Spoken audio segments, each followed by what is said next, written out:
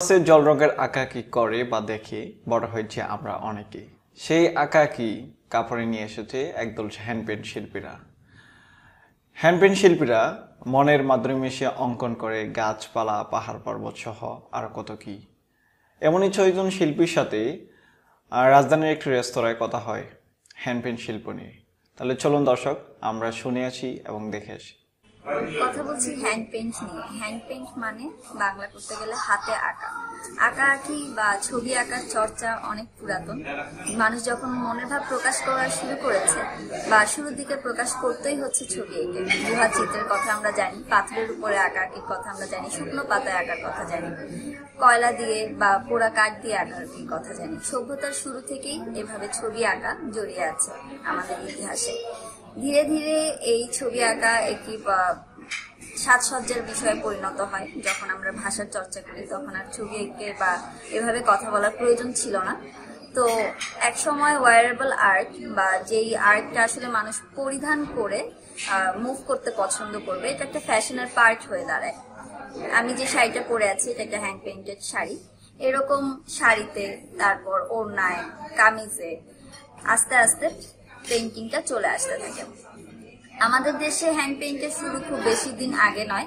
আমরা পোশাকে hand paint বলতে শুরুর দিকে যে জিনিসগুলো পেতাম সেটা ছিল যে খুব মোটা রং দিয়ে, ব্রাশ দিয়ে পেইন্ট করা, যেটা আসলে পরিধানের জন্য খুব বেশি কমফোর্টেবল ছিল না। অনেক দিক থেকেই হার্ড হয়ে থাকতো বা কেমিক্যাল রং ইউজ করা হতো। ধীরে ধীরে যে জল রঙের চর্চা, তেল রঙের চর্চা, যেটা আমরা ক্যানভাসে করতাম, কাগজে করতাম, সেটা আস্তে আস্তে আমরা পোশাকে নিয়ে এসেছি।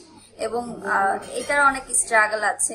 রংটাকে স্থায়ী করা, সেটাকে সুন্দরভাবে ফুটিয়ে তোলা, একটা চিত্রকে ফুটিয়ে তোলা। সেটা একটা ফুল হতে পারে, একটা পাখি হতে পারে, আপনার গ্রামের দৃশ্য হতে পারে, আপনার ছেলেবেলার কোনো স্মৃতি হতে পারে, যে কোনো কিছুই হতে পারে। সেটাকে আস্তে আস্তে আমরা পোশাকে নিয়ে আসা শুরু করি। এবং যত আমরা আসলে মানুষের মনের কাছাকাছি যেতে পারলাম, আবেগের কাছাকাছি যেতে পারলাম, ততই ধীরে ধীরে বাংলাদেশে হ্যান্ড পেইন্ট জনপ্রিয় হতে শুরু করলো। আমরা যারা হ্যান্ড পেইন্ট করছি তারা এই জনপ্রিয়তাটাকে ধরে রাখার ক্ষেত্রে দেশীয় ফেব্রিক ইউজ করি। সাধারণত আমরা তাঁতের সুতি শাড়ি, মসলিন, হাফ সিল্ক, যেই প্রত্যেকটি কাপড়ই আমাদের দেশের ঐতিহ্যকে তুলে ধরে, সেই প্রত্যেকটি কাপড়কে আমরা আরেকটি ঐতিহ্য হ্যান্ড পেইন্ট বা হাতে আঁকা, যেটা সম্পূর্ণ একজন শিল্পী নিজের মনের মাধুরী মিশিয়ে করেন, অনেক সময় নিয়ে, অনেক শ্রম দিয়ে করেন, সেই জিনিস দুটোকে একত্রে করে আমরা হ্যান্ড পেইন্টেড পোশাকগুলোকে নিয়ে এসেছি।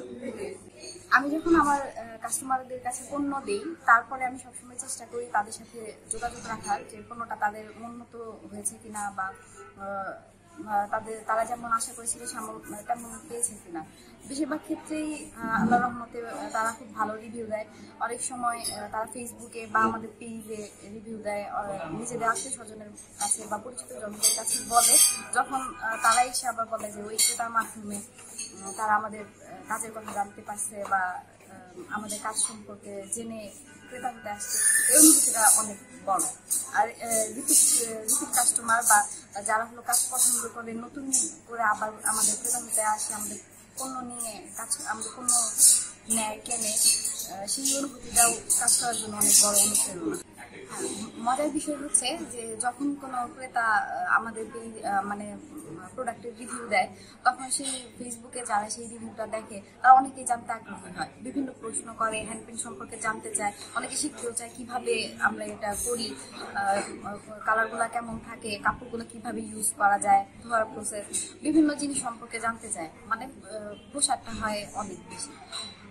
বর্তমান সময়ে হ্যান্ড পেইন্ট বলা যায় যে একটা ভালো সময়ের শুরু হয়েছে হ্যান্ড পেইন্টের।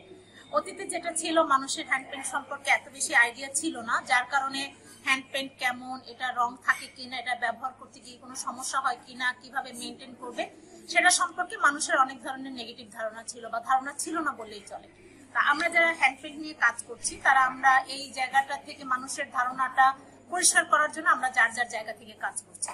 তো আস্তে আস্তে মানুষের কিন্তু হ্যান্ড পেইন্ট সম্পর্কে আগ্রহ বাড়ছে, হ্যান্ড পেইন্ট মানুষ ব্যবহার করতে চাচ্ছে এবং হ্যান্ড পেইন্ট জনপ্রিয়তা বাড়ছে।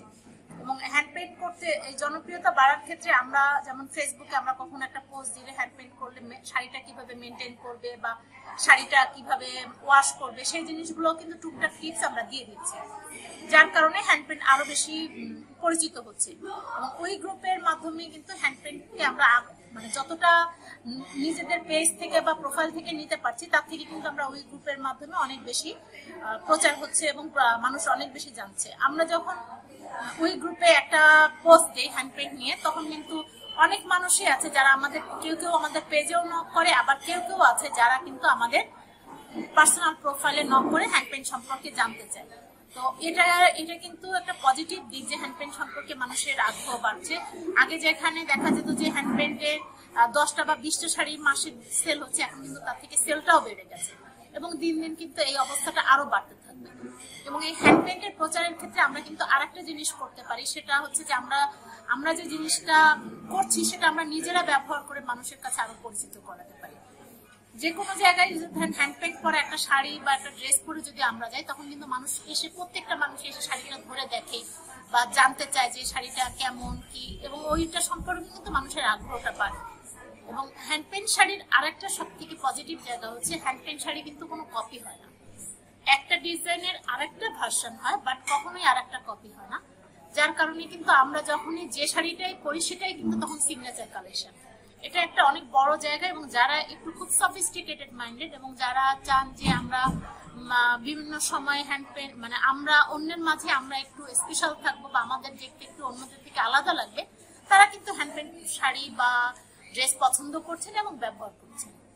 আসসালামু আলাইকুম, আমি সাইদা তামান্না। আমি গত 10 মাস ধরে অনলাইনে বিজনেস করছি এবং আমার প্রোডাক্ট হলো হ্যান্ড পেইন্টের প্রোডাক্টগুলো। মূলত এগুলো আমার মেইন প্রোডাক্ট আর কি। তো হ্যান্ড পেইন্টের সম্ভাবনা নিয়ে যদি আমরা আলোচনা করতে যাই, একটা সময় আমরা হ্যান্ড পেইন্টের পোশাকগুলো বেশি পছন্দ করতাম। হ্যান্ড পেইন্টের শাড়ি হতে পারে, বাচ্চাদের ড্রেস হতে পারে পাঞ্জাবি, হ্যান্ড পেইন্টের শালও ইদানিং দেখা যাচ্ছে। কিন্তু হ্যান্ড পেইন্টের শুধু পোশাকে আবদ্ধ নয়, হ্যান্ড পেইন্ট এখন বর্তমানে গৃহস্থানের বিভিন্ন প্রয়োজনীয় জিনিসপত্রের সাথে রিলেটেড। যেমন এখন দেখা যাচ্ছে যে বেডশিট হচ্ছে হ্যান্ড পেইন্টের, পাশাপাশি পর্দা হচ্ছে, পাশাপাশি টেবিল ম্যাট হচ্ছে, কেউ কেউ শখ করে বিভিন্ন টিভি ফ্রিজের কাভার হ্যান্ড পেইন্টে করছে। এটা অবশ্যই একটা সম্ভাবনার লক্ষণ, কারণ কি একটা নির্দিষ্ট পণ্য কখনো এক জায়গায় সেটা স্টেবল থাকছে না, এটা এক জায়গায় বিভিন্ন ভ্যারিয়েশন করে ক্রিয়েট হচ্ছে। আর হ্যান্ড পেইন্ট এমন একটা জিনিস যে আপনি আপনার পছন্দ মতো চাইলেই সেটা আপনি যেভাবেই চাচ্ছেন, যে কালারে চাচ্ছেন, যে কালারে মোটিভ চাচ্ছেন, আপনি চাইলে সেটা করে নিতে পারেন। এটা হলো যে হ্যান্ড পেইন্টের সবচেয়ে বেশি প্লাস পয়েন্ট। আর এই সম্ভাবনাটা এখন শুধুমাত্র দেশেই না, এটা বিদেশ থেকেও অনেক মানুষের খুব আগ্রহ প্রকাশ করছে।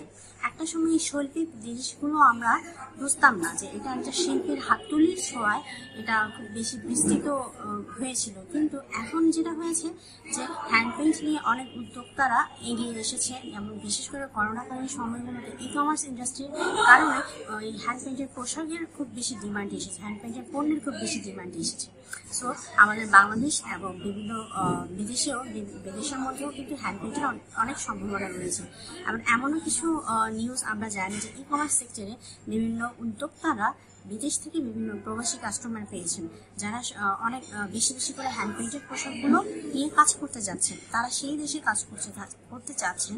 আর হ্যান্ড পেইন্টের সম্ভাবনাটা আরো বেশি হয়েছে, কারণ কি যখন কেউ আমাদের কাস্টমার কোনো প্রোডাক্ট আমাদের থেকে নেয়, একটা শৈল্পিক গুণ, একটা ছোঁয়া থাকে এই প্রোডাক্টের মধ্যে, যার ফলে তাদের রিলেটিভরা, তাদের ফ্রেন্ডসরা তাদের মাধ্যমে সেই পোশাক না সেই জিনিসটা, সেই প্রোডাক্টটা তারা দেখতে পারে, এবং যার ফলে হয় কি এটার একটা প্রচার হচ্ছে, একটা প্রসার হচ্ছে, এবং এর ফলে অনেকে আগ্রহী হয়। হ্যাঁ, একটা শৈল্পিক গুণের মাধ্যমে একটা প্রোডাক্ট ছোঁয়া, একটা প্রোডাক্ট যেন আমরা হাতে পাই এবং রাখতে পারি। তো এইভাবে আর একটা প্রসারের মাধ্যমেই সম্ভাবনাটা বাড়ছে। আচ্ছা, নিজের মেধার কিভাবে আমি মূল্যায়ন করছি, তাই তো?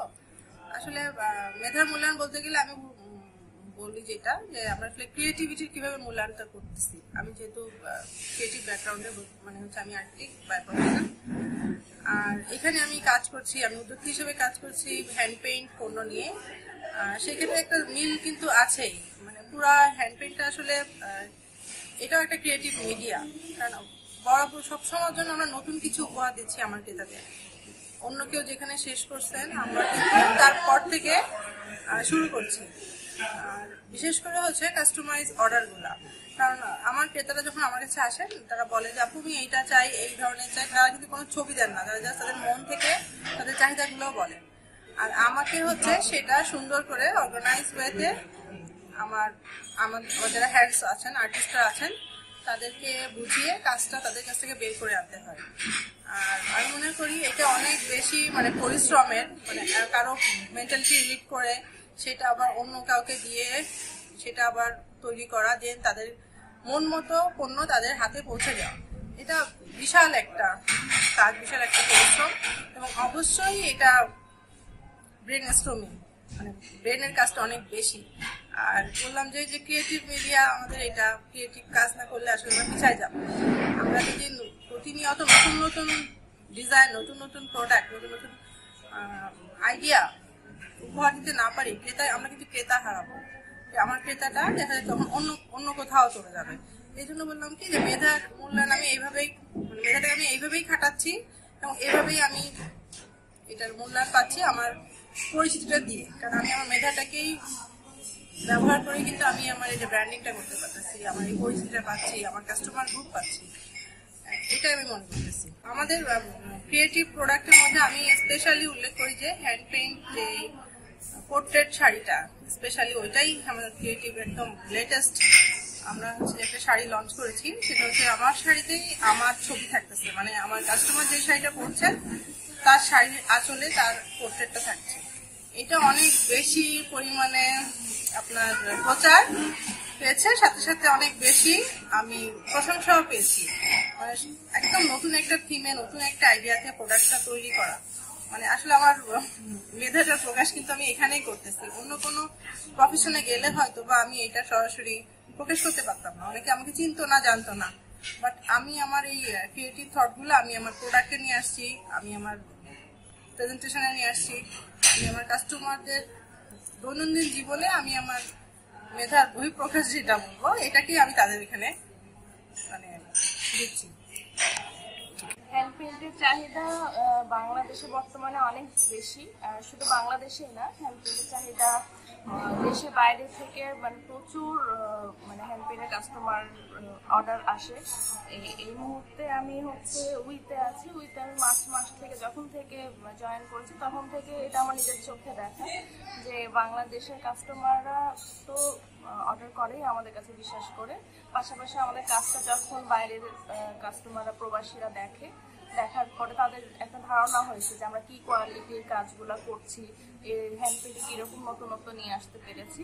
তাই ওখান থেকে সমানভাবে আমরা হচ্ছে এটার মানে সাপোর্টটা পাই দেশের বাইরে থেকে। এবং আমরা যারা যারা হ্যান্ড পেইন্ট নিয়ে কাজ করছি প্রায় সবারই বলা যায় যে দেশের বাইরে থেকে প্রচুর অর্ডার আসে এই হ্যান্ড পেইন্টের পোশাকে। আর এখন চাহিদাটা বাড়ছে এই কারণে, এর আগে হচ্ছে কাস্টমাররা এটা বুঝতে পারতো না যে প্রোডাক্টটা পার্মানেন্ট কিনা, মানে আমরা যে রংটা ব্যবহার করি সেটা ধুলে উঠে যাবে কিনা। এখন যখন আমরা একটা কাস্টমার সম্পর্কে, যে কাস্টমারটা অর্ডার দিচ্ছে তারা যখন আমাদের রিভিউটা দেয় তখন আরো 100 জন দেখতে পায়, তখন দেখার পরে বোঝা যে এই হ্যান্ড পেইন্টের জিনিসগুলো আসলে ব্যবহারযোগ্য কিনা, আমরা পার্মানেন্ট ভাবে ব্যবহার করতে পারবো কিনা। এখন সে বিশ্বাসটা তৈরি হয়ে গিয়েছে। এই জন্য আমি বলবো যে বাংলাদেশে এখন হ্যান্ড পেইন্টের পোশাকের অনেক বেশি চাহিদা।